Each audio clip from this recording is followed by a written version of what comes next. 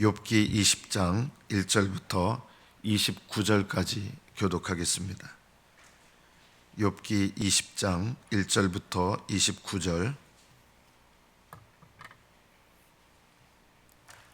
1절부터 교독합니다. 나아마 사람 소발이 대답하여 이르되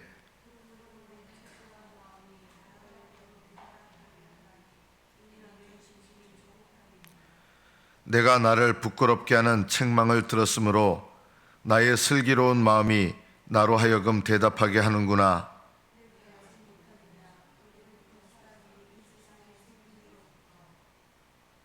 악인이 이긴다는 자랑도 잠시요 경건하지 못한 자의 즐거움도 잠깐이니라.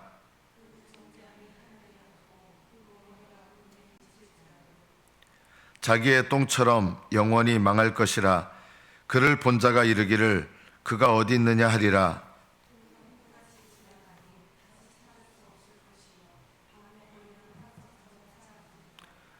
그를 본 눈이 다시 그를 보지 못할 것이요 그의 처소도 다시 그를 보지 못할 것이며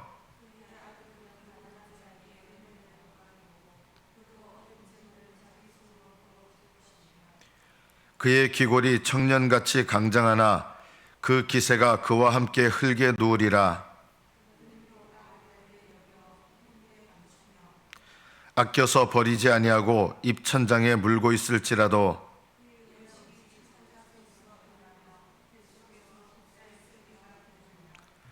그가 재물을 삼켰을지라도 토할 것은 하나님이 그의 배에서 도로 나오게 하심이니 그는 강 곧 꿀과 엉긴 젖이 흐르는 강을 보지 못할 것이요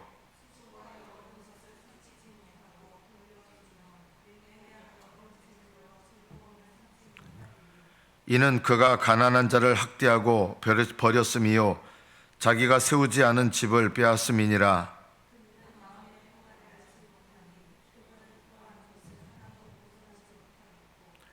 남기는 것이 없이 모두 먹으니 그런즉 그 행복이 오래가지 못할 것이라.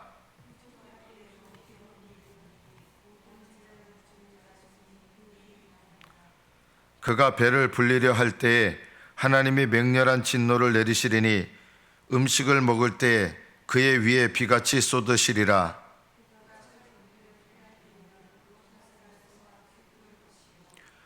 몸에서 그의 화살을 빼낸즉 번쩍번쩍하는 촉이 그의 쓸개에서 나오고 큰 두려움이 그에게 닥치느니라.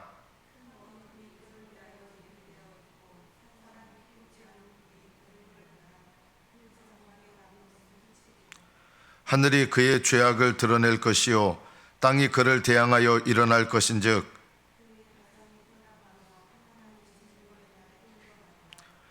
이는 악인이 하나님께 받을 분깃이요 하나님이 그에게 정하신 기업이니라.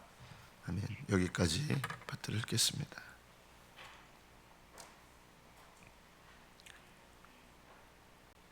이 소발의 말은 틀린 말이 없습니다. 악인이 받게 될 일들, 악인에게 일어날 일들에 대해서 소발이 말하는데 이 말이 하나도 틀린 게 없어요. 근데 이제 문제가 뭐냐면 이게 틀린 말은 하나도 없는데 두 가지 문제가 있습니다. 첫째는 이 옳은 말, 소발의 말이 악인에 관한 말, 악인의 집에 관한 말이 옳은 말인데 그것을 욥에게 적용하는 것이 틀린 것입니다. 욥을 악인으로 규정했기 때문에 지금 악인에게 이런 일이 일어난다 이 얘기를 왜 하냐면 욥에게 너는 지금 악인이야.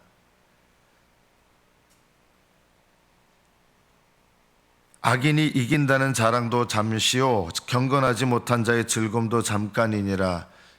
이 얘기를 하면서 이렇게 적용을 하는 거죠. 네가 잠깐 동안 사람들한테 높임을 받고 그랬었는데 지금 너의 집과 너의 인생에 일어난 결과가 뭐냐면 너한테 지금 일어난 일은 악인에게 일어나는 이런 결과가 일어난 것이다. 그러니까 너는 악인이다라는 거예요. 15절에 보면 그가 악인이 재물을 삼켰을지라도 토해내게 된다. 맞는 말이에요. 그런데 이거를 욥에게 적용하게 되니까 어떻게 됩니까? 지금 네가 재물을 다 토해내게 된 거다. 네가 재물 다 잃어버리지 않았느냐. 그 일들이 왜 일어났느냐. 악인은 재물을 토해내게 되는데 너에게 이 재물이 다 잃어버려지게 된 이 일이 일어난 건 네가 악인이기 때문이다. 이 소발의 말은 다 맞는 말인데 이 말을 욥에게 적용하는 것이 잘못된 것이다. 그러면 왜 소발이라고 하는 사람은 이렇게 어떻게 보면 하나님 말씀이에요. 소발의 말은 하나님 말씀이에요. 이 말씀을 왜 잘못 적용하게 되었을까 보면 이 소발은 욥을 이겨먹고 싶어 하는 거예요. 욥에 대해서 열등감을 가지고 있었던 사람입니다. 그 이전까지는 욥이 고난을 받기 전까지는 욥이 가장 존경을 받고 사람들에게 가장 영향력을 끼쳤던 사람입니다. 자기도 모르는 사이에 그걸 당연히 인정했겠죠. 모든 사람들이 다 욥을 존경하고 존중하고 또 욥이 그만큼 영향을 끼쳤고 실제로 그런 사람이었기 때문에 근데 그 마음속에 자기도 모르는 사이에 이제 숨어있는 마음이 뭐냐면 열등감이 있습니다. 열등감. 이 열등감은요, 소극적일 때는 열등감을 느끼고 적극적일 때는 내가 열등감을 느끼는 대상을 향해서 싸우게 됩니다. 이게 열등감의 또 다른 모습, 진짜 모습이 뭐냐면 싸우는 정욕입니다. 우리 안에 싸우는 정욕이 있어요. 우리는 싸우면서 즐거움을 얻는 그런 육신의 본성이 있습니다. 그럼 뭘 싸우냐? 마귀하고 싸우는 게 아니라 내 육신의 생각과 육신적인 옛사람의 마음을 따라서 나보다 더 뛰어난 사람이 나보다 더 존경을 받거나 영광을 받거나 하면 우리는 그거를 별로 이렇게 탐탁치 못하게 여기는 마음이 있어요. 이게 소극적일 때는 그렇고 이게 적극적으로 나타내면 그 사람을 적극적으로 그 자리에서 끌어내리게 됩니다. 이것이 싸우는 정욕입니다. 이 소발은 욥이 어려움을 당했을 때 왜 이런 적용을 하게 됐느냐 하면 욥을 끌어내리고 싶은 마음이 싸우는 정욕이 있는 거예요. 왜 남을 함부로 판단하게 될까요? 싸우는 정욕이 있기 때문에 우리의 입에서 자주 나오는 말들이 남을 비난하는 말들을 그렇게 합니다.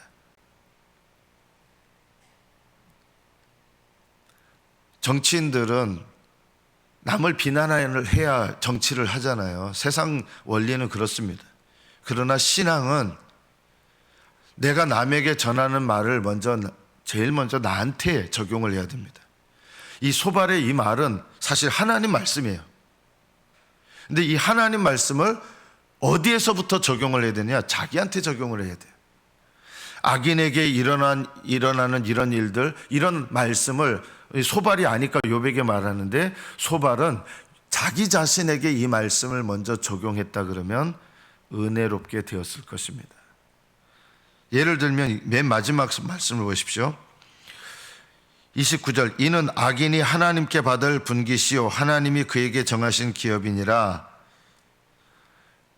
악인에 대한 이런 이야기를 하면서 자신을 오히려 돌아보는 일에 먼저 해야 되는 거예요. 항상 하나님은 남의 눈에 티끌을 뽑아주려고 하지 마라.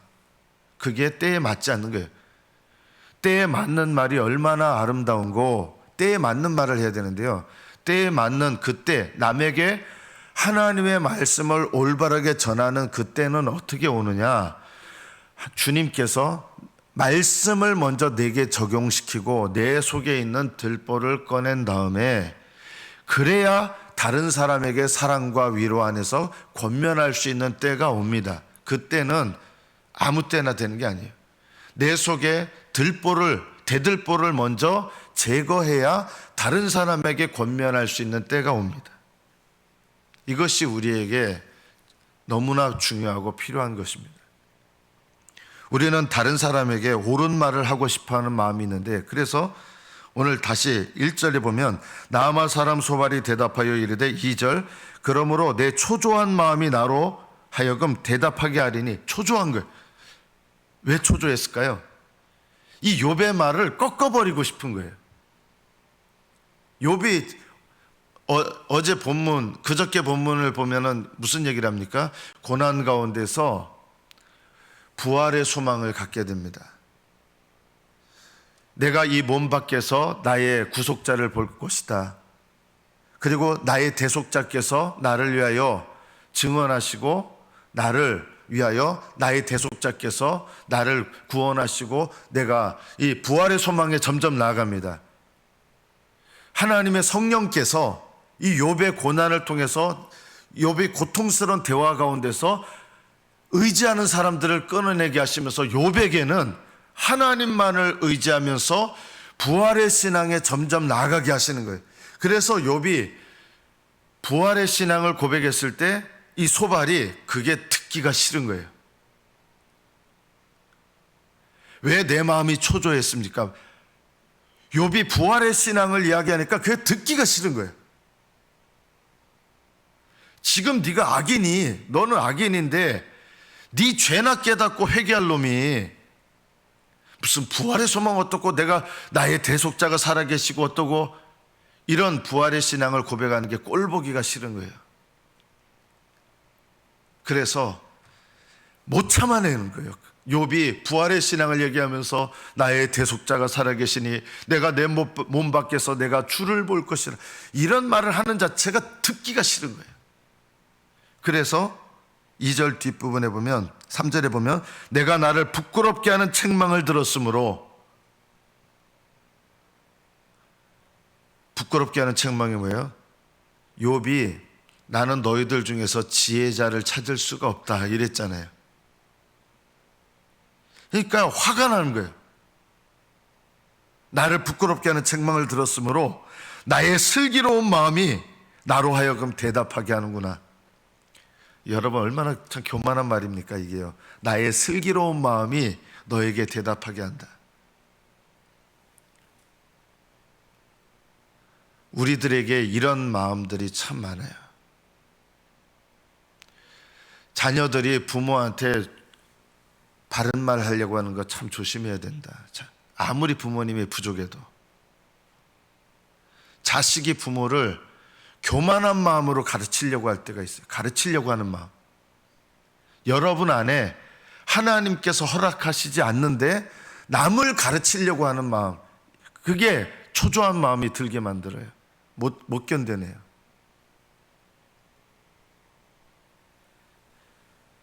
우리는 이 소발의 모습이 우리 안에 다른 사람부터 정죄하고 싶어하는 선입견,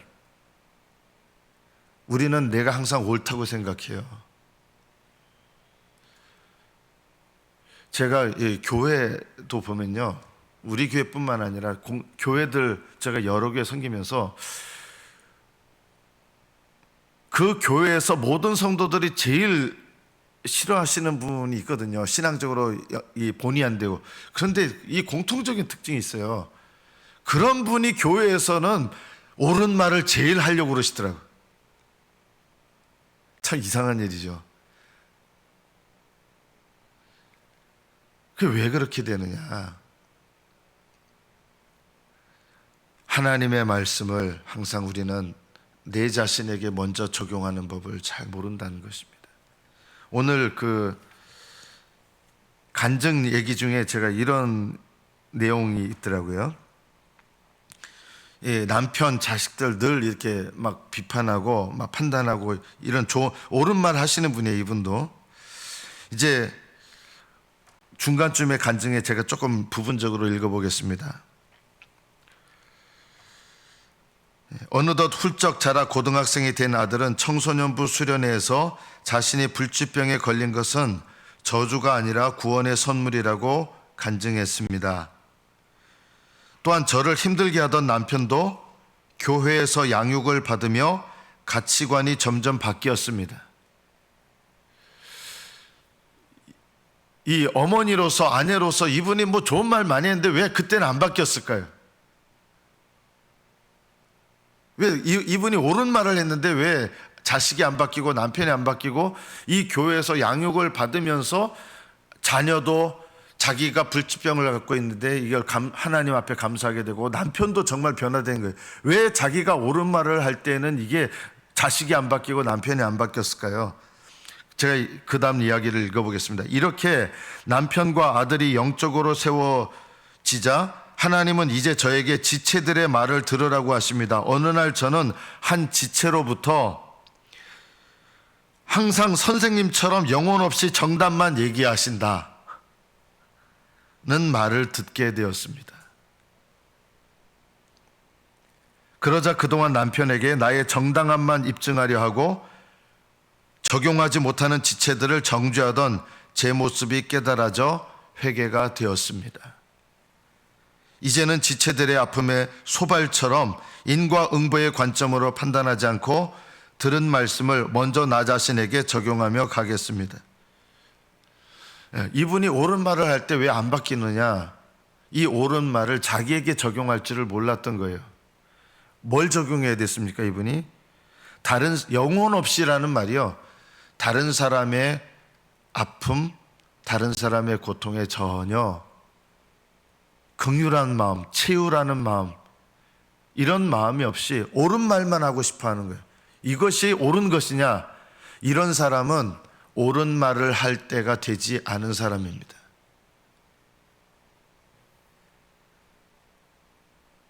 옳은 말을 하지 마십시오. 그럼 틀린 말을 하라는 얘기입니까? 아닙니다.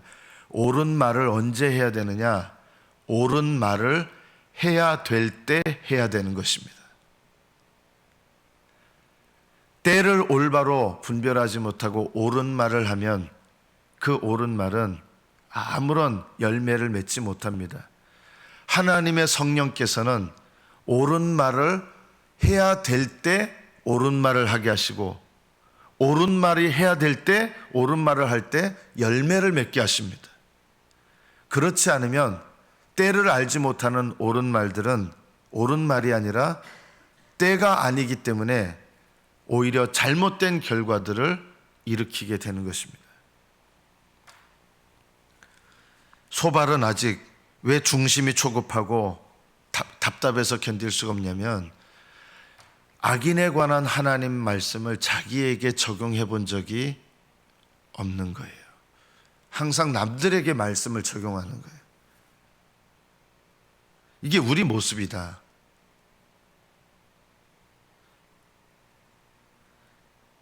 말씀을 전하는 사람은 항상 하나님께서 먼저 그 말씀을 나에게부터 적용시키는 거예요.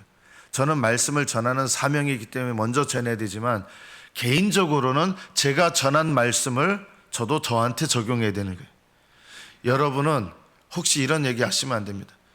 목사님부터 적용하세요. 그런 말씀 하지 마세요. 그거는 저는 저한테 적용해야 돼요. 근데 여러분은 절대 다른 사람에게 본인부터 하세요, 이런 얘기는 하지 마십시오. 이런 말들이 교만한 마음에서 나오는 말입니다. 선생님부터 하세요, 이런 말을 아예 하지 마십시오. 항상 하나님께서는 하나님의 말씀을 나에게서부터 적용하게 하십니다. 남들에게 본이 되라고 하지 마십시오. 그거는요, 하나님께서 원하시는 뜻이 아닙니다. 내가 하나님 말씀을 전하는 자들은요, 본이 되십시오, 이런 말씀을 전해야 돼요. 그 말씀 전하는 사명이기 때문에. 그러나 그 말씀은 말씀 전한 자도 제일 먼저 내 자신에게 적용해야 되는 거고, 말씀을 들은 자도 누구한테 제일 먼저 적용해야 되냐? 들은 자가 먼저 나한테 적용해야 돼. 이 말씀은 누가 들어야 돼? 이런 생각 절대 하면 안 됩니다. 야, 이거는 누가 들어야 될 말씀인데 오늘 안 왔네? 이런 생각들 버리셔야 됩니다. 누가 들어야 될 말씀인데, 이런 마음 자체가 뭐냐면 사실은 파고 들어가 보면 회개하지 않은 싸우는 정욕을 갖고 있는 거예요. 그래서 이 말씀을 통해서 저 사람 엎어져야 되는데, 이거를 좋게 말하면 어떻게 바꿉니까? 아우, 이 말씀을 듣고 저 사람 저거 깨져야 되는데, 남들한테 깨져야 된다는 말을 하면 안 되는 거예요. 이 말씀을 듣고 저거 누가 깨져야 되는데, 이런 것들이 우리 안에 있는 소발과 같은 교만한 마음입니다. 우리는 다른 사람에 대해서 정죄해서는 안 된다. 정죄가 뭐냐면 나를 먼저, 하나님 말씀을 나에게 먼저 적용하지 않고 남들에게서부터 적용하면 이미 이거는 정죄로 시작되는 겁니다. 하나님 말씀을 항상 나에게서부터 먼저 적용해야 됩니다. 이것이 신앙생활의 첫걸음입니다. 옳은 말을 하시는 분들이 싸움을 제일 잘 일으킵니다. 교회에서 가장 많은 싸움을 일으키는 분들이 결국 옳은 말을 하시는 분들이 싸움을 잘 일으켜요. 성령께서는 우리에게 먼저 듣는 귀를 훈련하게 하신다. 히어링을 먼저 훈련하게 하세요. 듣는 것이 순종입니다. 순종이라는 말은 듣는다는 뜻입니다. 하나님의 음성을 들어야 내가 말하는 것을 하나님이 들으십니다. 저는 왜 기도가 응답 안 될까요? 당연합니다. 100%입니다. 하나님의 말을 들을 줄 모르는 사람은 하나님이 그 사람의 말을 듣지 않으십니다. 그 사람이 하나님의 말을 듣는 만큼 하나님께서 그 사람의 말을 들어주십니다. 저는 왜 이렇게 열심히 기도하는데 응답이 안 될까요? 하나님 말씀에 불순종하기 때문입니다. 하나님 말을 듣는 만큼 하나님도 내 말을 들어주십니다. 이것이 기도하는 일에 가장 중요한 영적인 원리입니다. 소발은 욥에 대해서 했던 말을 사실은 소발이 먼저 들어야 될 사람이에요. 이 말씀은 욥이 들어야 될 말이 아니라 남을 함부로 정죄하는 것도 악이잖아요. 악인에 대해서 쭉 얘기하는데 하나님이 제일 싫어하는 악 중에 하나가 남을 정죄하는 말을 제일 싫어하거든요. 이것을 우리가 돌아봐야 된다. 지금 욥에게 너는 악인이야. 너에게 일어난 일은 보니까 이게 악인이기 때문에 너한테 이런 일이 일어났어. 이렇게 정죄를 하고 있는데 이 정죄 자체가 사실은 하나님께서 소발의 말, 옳은 말인데 이 옳은 말을 하면서 죄를 짓는 거예요. 하나님 말씀을 하면서 죄를 짓는 거예요. 이것이 얼마나 안타까운 일입니까? 이게 우리에게 일어나는 일입니다. 하나님 말씀을 전하면서 죄를 지어요. 우리 가정에서도 빈번하게 일어날 수 있는 일이에요. 우리 큐티인은 저는 이게 참 큐티인하고 다른 거하고 뭐 다를 거 없어요. 딱 한 가지 중요한 게 뭐냐면 큐티인의 정신은요, 하나님 앞에서 나의 죄를 먼저 깨닫고 나의 죄를 깨닫고 회개하는 것. 남의 죄가 아니라 여기서부터 시작하는 거예요. 이것이 되면 다른 사람들을 진정으로 돕는 말을 할 수 있습니다. 누가 이렇게 얘기했잖아요. 그 구역 식구가, 여기서 큐티 식구가 늘 영혼 없는 말을 한다, 이런 말할 때 정죄하는 마음으로 한 게 아니에요. 이거는 이 모임에서 진정으로 권면하는 거예요. 이거는 권면이에요. 이 모임에서 정죄하는 말로 한 게 아니에요. 이거는 권면이에요. 왜요? 자기 자신들을 먼저 돌아보면서 회개하면서, 그러면 다른 사람들을 위해서 사랑하는 마음으로 정직하게 얘기해줘요. 이거는 권면이에요. 이런 권면은요, 권면의 대상을 세워주고요, 바르게 세우고 하나님께 가까워지게 하고 하는 거예요. 왜 나는 권면하는데 딴 사람이 더 화를 내고 잘 안 들어먹고 이렇게 되느냐? 우리가 올바른 때에 말하지 않고 내가 말할 때가 아닌데 옳은 말을 하려고 하는 것, 이런 것들을 우리가 먼저 깨닫고 버릴 필요가 있습니다. 다른 사람에게 일어난 어떤 일에 대해서 하나님이 그거 너 깨달으라고 주신 사건이야, 이렇게 혹시 말하고 있지 않습니까? 남들한테. 나에게 일어난 사건을 통해서 나를 깨달아야 되는데 남에게 일어난 사건을 통해서 남을 향해서 깨달으라고 하는 것, 이것 자체가 참 교만한 것입니다. 교만이 뭐냐? 하나님의 말씀을 나에게 적용하는 게 아니라 남에게서부터 적용하는 것, 이것이 교만입니다. 겸손은 하나님의 말씀을 나에게서부터 적용하는 것입니다. 이 훈련이 가장 어렵습니다.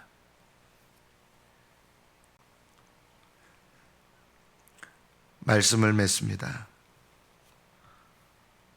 우리는 만약에 소발이란 사람이 나에게 이렇게 권면했을 때 욥은 사실은 이 말을 듣고 화가 났겠죠. 그런데 이 부활의 신앙을 가진 다음부터는 싸우는 것이 현격하게 줄어듭니다.